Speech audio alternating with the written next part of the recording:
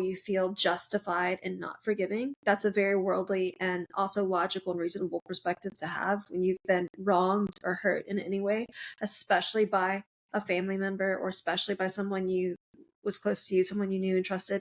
You felt there's so many levels to this, so you could feel violated, you could feel wronged, and that you feel justified in not forgiving this person, and it feels right. But in that process, your heart becomes so hard, it becomes like a rock.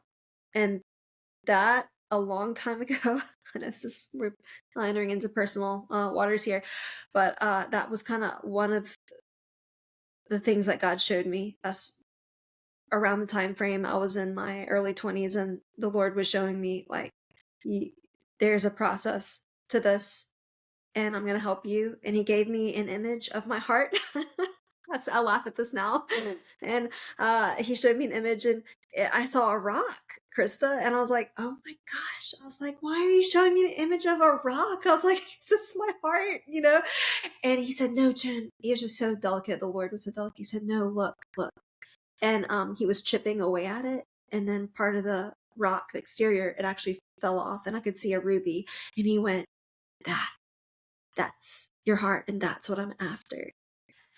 So it was actually like a couple years after that vision and that conversation with the Lord that I had, that I realized, like, hearts emotionally, we have a spiritual heart and a physical heart, and they're actually both very much interlinked. Another topic for another time. But if the exterior is built up in a hardened way because of bitterness and unforgiveness and trauma and all this stuff, you become the ogre. You become the person with resentment and bitterness that pushes everybody else away, and you live a life of isolation.